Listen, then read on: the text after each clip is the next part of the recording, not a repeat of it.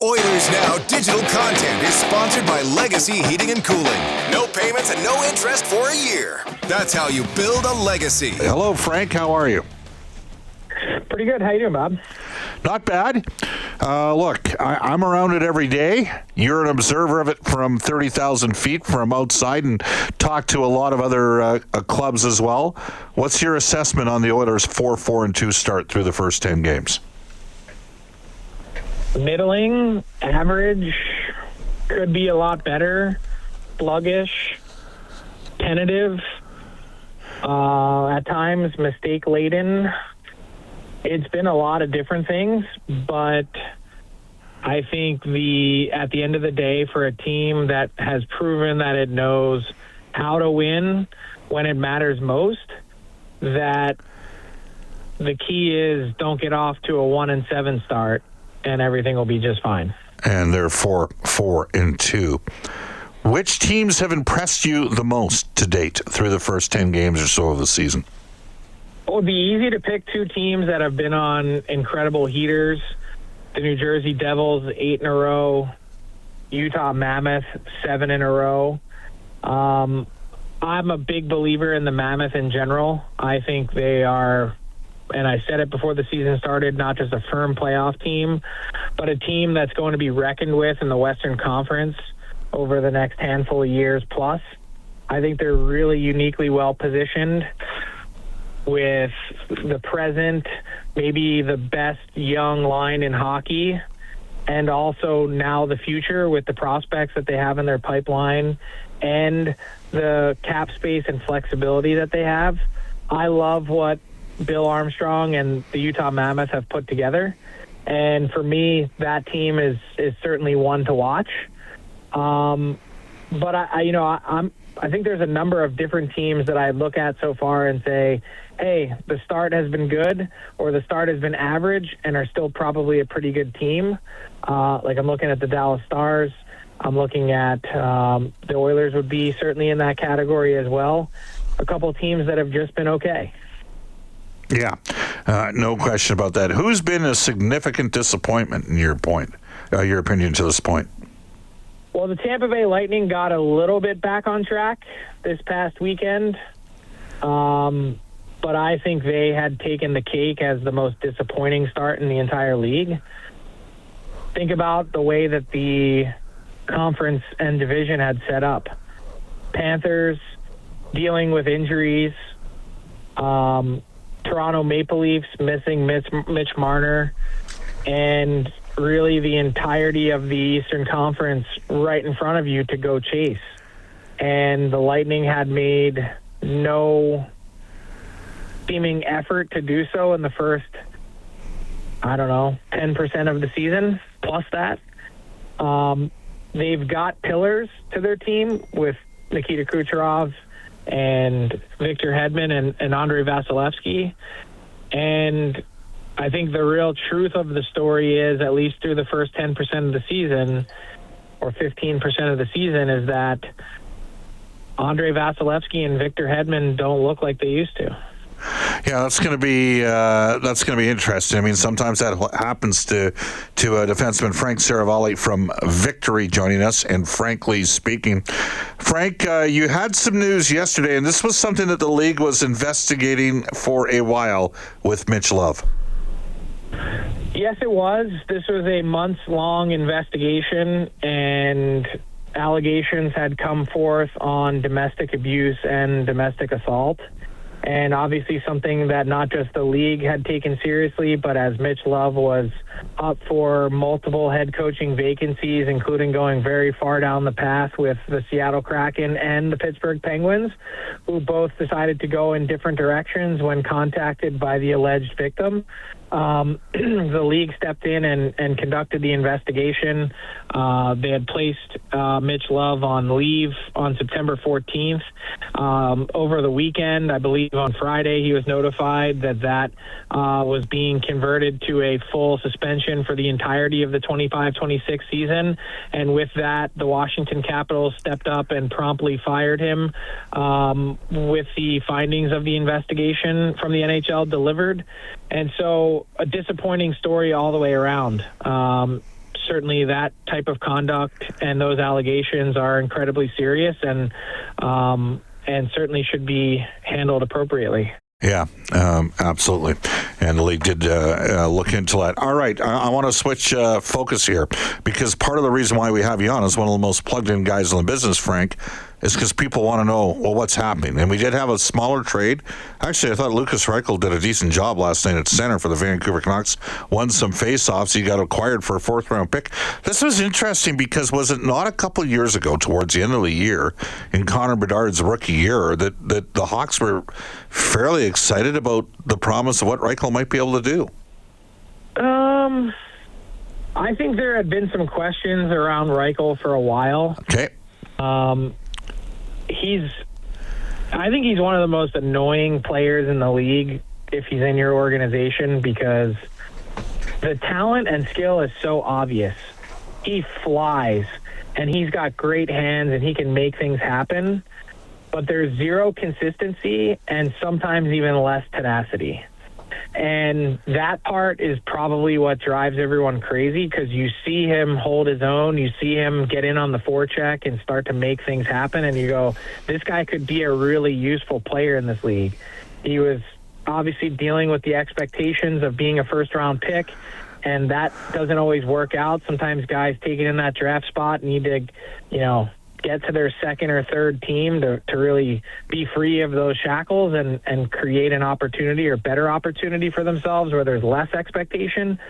But the truth is, we're nearly a couple hundred games into his career, and he had been given every opportunity up and down the lineup to make an impact and was unable to do so now, spanning 3 separate head coaches. And that part, I think, kind of got old, and they needed to move on. All right.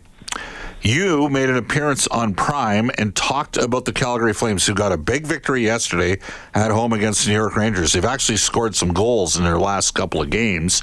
That said, they're 2-7-1. And hey, the Oilers aren't killing it at 4-4-2, but the goal differential for Calgary is fairly revealing. And what was, in your update that you did with Prime, what was the gist of what you had to say? Well, that they're nearing some hard conversations, right?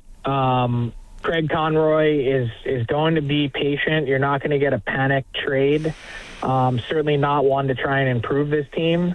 But the longer this drags on, the more he's going to be open to having those conversations with interested teams, particularly around not just Rasmus Andersson, but more so Nazem Kadri. Right.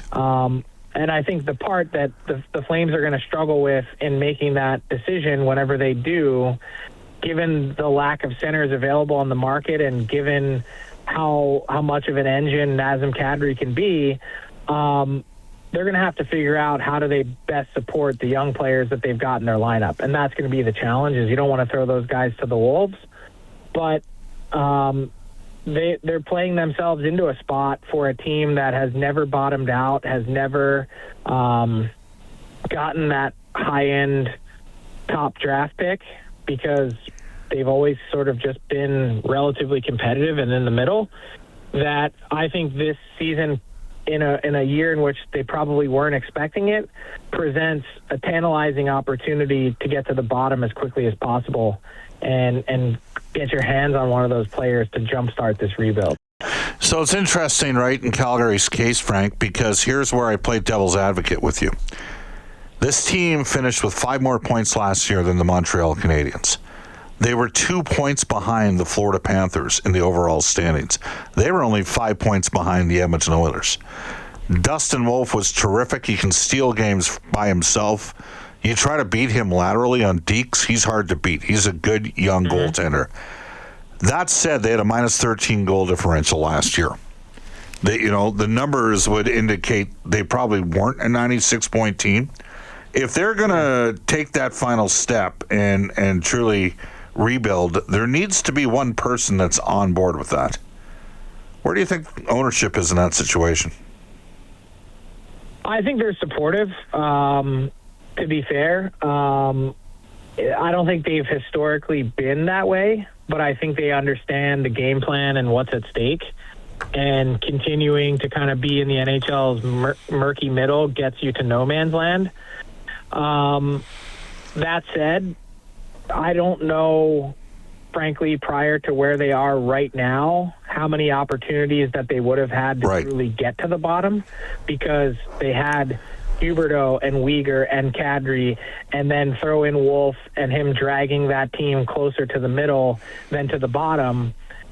They haven't really been in an opportunity at Go Zone to go after one of those top-end picks. Yeah. And that part, I think, look, you could make the argument that they totally outkicked their coverage last year, had exceeded expectations, were a scrappy team, competitive team to play against.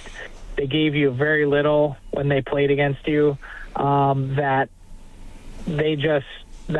season last year was done on smoke and mirrors and an aberration. One rookie goalie extremely hot. I don't know which way I lean after 10 games of the season in terms of how I feel about that just yet for the Flames, but I think they've been... Look, they're not going to score their way out of this. That's the problem.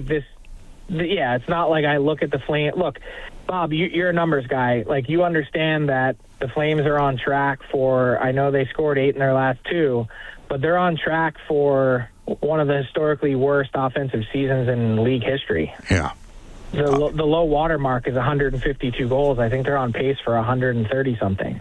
So we're talking about historical futility scoring, and that doesn't scream or speak to me like a team that is capable of reeling off 5, 6, 7 wins in a row. Yeah, they're at a minus 14 goal differential already this year, and they have 21 goals in the first 10 games. So they're averaging 2.1 goals per game.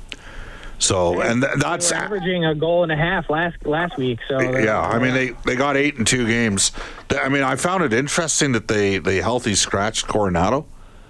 Like, that's the guy that can actually put the puck in the net. So hey, it worked for a game.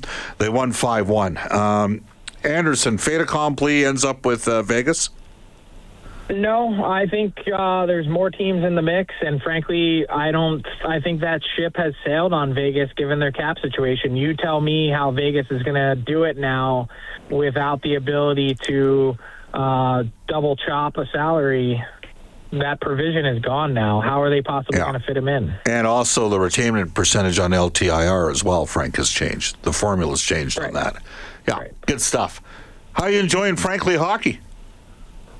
It's been great. Been a fascinating 3 weeks getting a new show up and running. First day of week 4, and appreciate all the support on Victory Plus Monday to Friday at 10 a.m. Mountain Time. I will tell you that the streaming capabilities of Victory for the WHL package, like when Cam Moon and myself are watching the Edmonton Oil Kings in 4K, with Starlink, and just the caliber of what you get from Victory with the WHL pack, and it's free. Western League is free on Victory. It's awesome. Western League and NHL, if you live in one of those markets, also free, and frankly, hockey free every day. I'm telling you, it's what's the Wayne Gretzky quote? Go to where the puck is going to be, not where it is. That's what I'm doing here, going to Victory. Hey, Frank, keep a fellow in Edmonton in mind, okay? Will do. Thanks a lot, Frank. I don't know what the situation was like, you and Cam on the plane watching the game. Like, who brought the popcorn? Was Cam sitting on your lap? How did it work? No, we shared the computer. Okay. Right. Actually, Cam had the Oilers last night on our return back from Vancouver. Mitch Jewell. He was in Vancouver with us, and then I saw the family as well. So I was out and about on Saturday night, if you know what I mean, after I landed, and was up fairly early Sunday. But Mitch, I just figured you'd be at the front of the plane chopping up clips with Chris Knobloch. Well, we had a conversation about something, but it wasn't clips. Our fans are, by the way, it's pretty clear based on the text message line today, they want Noah Philp in the lineup. They're like, they don't get this. They're like, you have a prototypical, this is not Bob flying the U of A flag for Noah Philp. They're like, this doesn't make any sense. You have a guy that actually does the things that you need for a fourth line center, and he's a right shot, and he has a little bit of size, and he's even given you a couple goals. How does he keep being the guy pulled out? Like, this is over and over. Go for it. So I'll say two things. One, I think, and this is not to make it a bigger deal than it is, but I think management would support that stance. Because as you think about the logjam of players that the Oilers are going to have, they want to do everything they can to avoid putting Philp on waivers because they think he'll be claimed. And two, he would have a lot of support within that locker room as well. I think the players on that team see that Noah Philp deserves to be in. Yeah, it's interesting to see whether or not he draws back in tomorrow against Utah, because the Oilers have got some guys that aren't at 100% on defense right now as well, Frank. Thanks a lot, my man. See you, Bob. Have a good week. You bet. That is Frank Seravalli from Frankly Hockey.